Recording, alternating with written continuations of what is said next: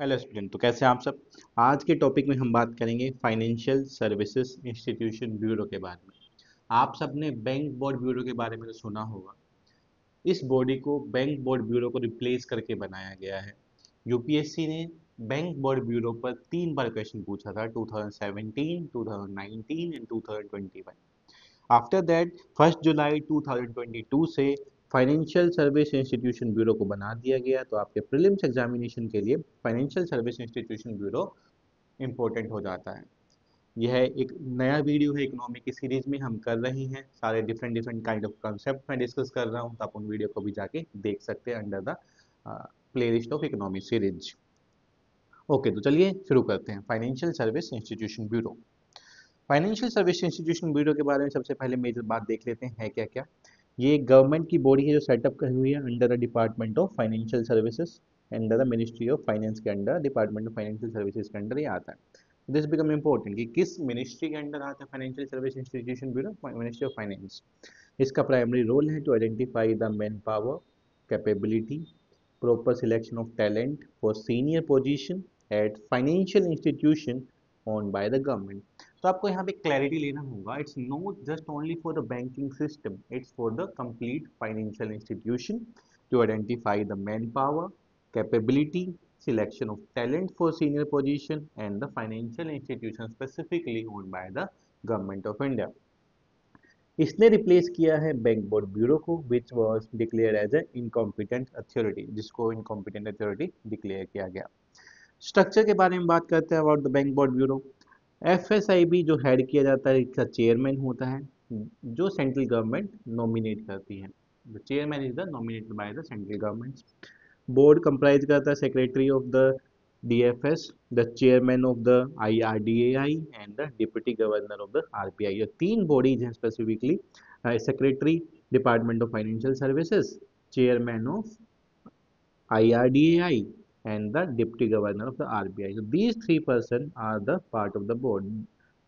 Financial Services, IRDAI, and the Deputy Governor of the RBI are the members here. Additionally, there are some 3 part-time members also. These part-time members are experts in banking and 3 from the insurance sector. So total 6 part-time members होते हैं, 3 from the banking sector and 3 are from the insurance sector. There are 3 are from the insurance sector. These are the part-time members in the Financial Service Institution Bureau. In the case of the function, let's see the major function of the FSIB। ये आपके लिए important हो जाता है क्योंकि specifically function related question पूछे जाते हैं in the FSIB। It recommend person for appointment for whole-time directors, non-executive chairperson on the board of directors in the public sector banks, financial institutions and the public sector insurance. तो यहाँ पे 3 category specifically mention है। It's working as a whole time directors, non executive chairman के लिए under the public sector banks PSBs, financial institutions and the public sector institutions के specifically whole time directors and the non executive chairman को ये body appoint करती है। तो this become very important for your prelims examination. यह specifically जो body है advise करती है गवर्नमेंट को on related to the appointments, transfer और एक्सटेंशन, अपॉइंटमेंट के साथ transfer and the extension of the term of office और termination of the particular directors के बारे में। यह स्पेसिफिकली गाइडलाइंस भी इशू करती है to selecting the general manager, director of public sector general insurance company. एक डिजाइन किया गया है, एक गाइडलाइंस डिजाइन हुई हैं for appointments of directors, general managers of the public sector banks and the insurance institutions. Final decision on the FSBI would be taken by the appointment committee of the cabinet। तो ये आपके लिए important हो जाता है। जो ये body है स्पेसिफिकली अपॉइंट की जाती है एंड उसका फाइनल डिसीजन जो होगा अपॉइंटमेंट ऑफ कैबिनेट कमेटी जो बनी हुई है, that will be the final decision maker कि उसको इम्प्लीमेंट करना है कि नहीं करना है। ये रिकमेंडेड बॉडी है, implemented by the appointment committee of the cabinet and जो हेड किया जाता है हमारे प्राइम मिनिस्टर के द्वारा। So this line is also become important for your examination। In the next case, let's see more। It's advise the government on desired management structure at board level, public sector banking system, financial institution, and the PSI insurance companies. Advise government on suitable performance of appraisal system के बारे में बताता है of the whole time directors, known executive chairmen of public sector banks, financial institution, and the insurers, public sector insurers.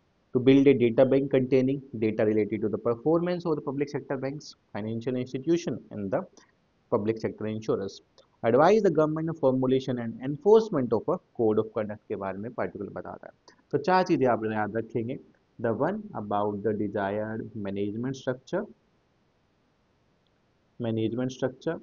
Second about the whole time directors, non executive chairmen का appraisal के बारे में.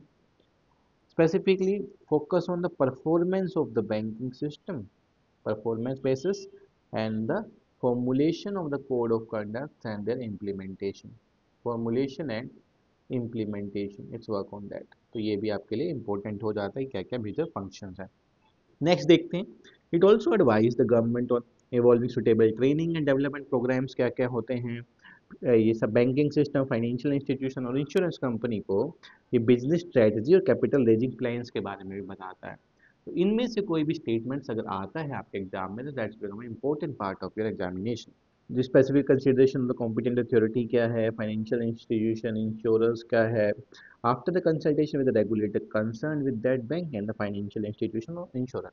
कोई भी डिसीजन एफएसआईबी ले रहा है तो it take the decision with respect to the particular bank, उनके साथ मीटिंग करके, उनसे कंसल्टेशन करके, रेगुलेटर से कंसर्न करके, लाइक इंश्योरेंस में आईआरडीएआई से, बैंकिंग सिस्टम में आरबीआई से कंसल्ट करके फाइनल डिसीजन लिया जाता है एंड गवर्नमेंट को रिकमेंड किया जाता है. So this is about the Financial Service Institution Bureau. So there is a question for you. You guys can answer this question. जो जो हमने पढ़ा है उसके बारे में बताएंगे. With reference to the FSIB, consider the following statements. FSIB function under the Ministry of Corporate Affairs, responsible for senior executive public sector chairman. Final decision recommended is taken by appointment committee of cabinets. FSIB also advise the government on the business strategy and the capital raising plans of financial institution. Which all statements are correct here? तो आप इसका answers बताएंगे मुझे comment sections में. This complete questions from our discussion. What is the answer? You can mention in the comment section. Now let's be with in the next video. Thank you.